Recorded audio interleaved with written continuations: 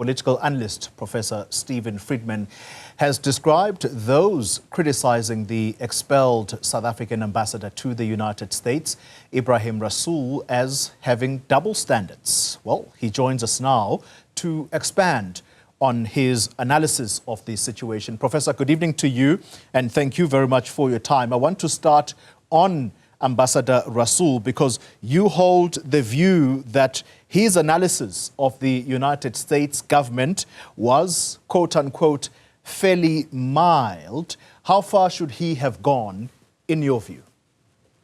Hi, good evening, Xoli. Well, look, it's his decision how far he wants to go. I'm certainly making the point that if you actually read what he said, which was at an academic seminar, it wasn't at some mass rally or something, he was simply making the point that the present administration in the US has mobilized what he called supremacist sentiments in order to enhance its popularity. That's the kind of comment ambassadors all over the world make about countries that they're in all the time. You know, it wasn't particularly incendiary, it wasn't inflammatory. And I contrast, you know, in the post that I put up, I'm really looking at the double standards in the debate. You will remember that not that long ago, the US ambassador here, without any evidence, accused the government of gun running for the Russians. And I don't remember people using the kind of language towards him that is being used towards Mr. Rasool. So it really creates the impression that if you're the American ambassador, you can say what you like. If you're our ambassador to America, then different rules apply. And that's where I think the double standard. Let's talk about the concern that you hold that Ambassador Rasool is being ridiculed. Why do you believe that that is the analysis right now of what he has said? Well, I've seen, I consume a lot of media. Terms like debacle is used all the time. Debacle means that somebody's made a total fool of themselves. The word gaffe is used the whole time. A gaffe is a stupid error. It's when somebody totally misspeaks. And all of this is being used about somebody who was giving a talk at a seminar, who didn't say anything which, as I say, was particularly out of the ordinary given his position. The point has been made by Patrick Gaspard, who is a former US ambassador to this country, that Marco Rubio, who's the Secretary of State to the US, has said far nastier things about Donald Trump than Mr. Rasool said. Yet Marco Rubio is the man who threw him out of the US. So there's huge hypocrisy here. But, my concern is not what the Americans do. My concern is what we South Africans do. Yeah. And I think, frankly, that there's a huge problem in this country, a huge inferiority complex, which believes, that we have to grovel to the Americans, that everything Americans do must be taken seriously. Our job in life is to please the Americans. It's got us into tremendous trouble as a country. Before, I've written a book trying to show how much damage it did during COVID-19 and how many lives might have been lost as a result. And it's really something we've got to snap out of. We're entitled to equality. We're entitled to treat ourselves as equal human beings.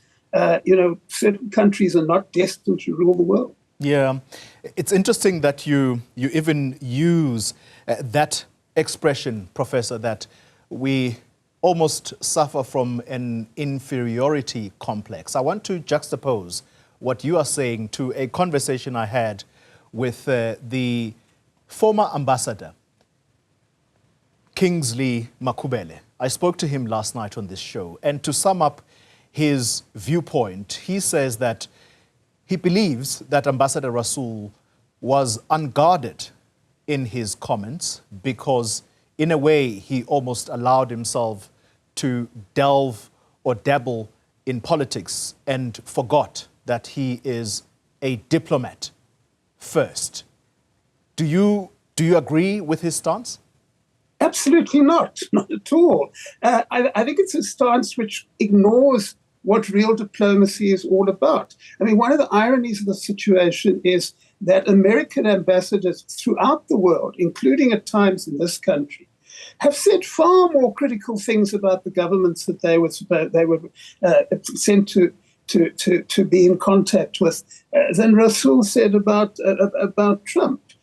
So this idea that ambassadors, it's not quite clear to me on that view what ambassadors are supposed to do. Presumably they're only supposed to smile in public and shake people's hands.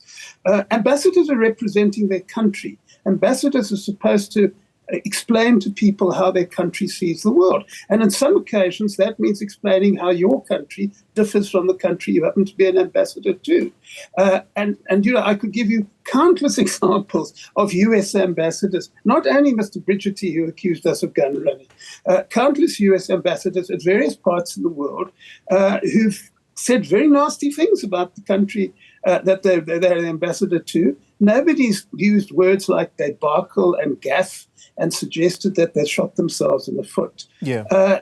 It's just a standard, I think, which duplicates the point I'm making. It's expecting our ambassadors to be subject to one standard and American ambassadors to be subject to a totally different one.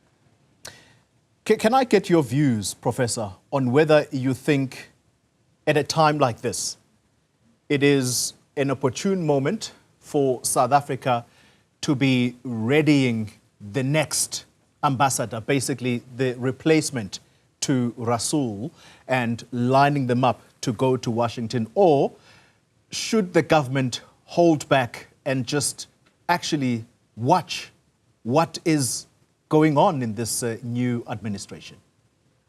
I don't think that there should be a hurry to appoint another ambassador. I think it sends entirely the wrong signal. It says, well, you're telling us we can't have Mr. Rasool, so is this one acceptable? And maybe they'll decide whoever's appointed is not acceptable, then we'll have to find somebody else who is acceptable. You don't need an ambassador. Ambassadors have an important role. I'm not denying that. But you can keep the embassy in Washington going without an ambassador. And I go a bit beyond that, Xoli, because I have written on this before.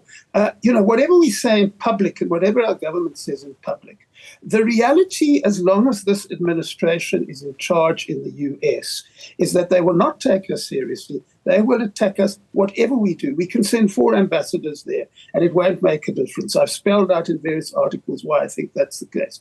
And so what I think we really should be doing at the moment as a country, and I hope people in the ministry are dealing with this, is saying, well, what kind of alliances and relationships can we form so that we don't need this relationship, which is not available to us anyway. And the good news for us is that this administration in the US is angering so many countries that we can virtually choose whoever we like. I mean, the most obvious place to start is Europe, which stepped into the breach in some projects which the Americans cancelled. The Trump administration is attacking Europe as well. So the chances for us working with the Europeans constructively is great. The chances of us reaching out to some other countries which have been US allies in the past but are being placed in difficulty, like Japan and South Korea, is also there.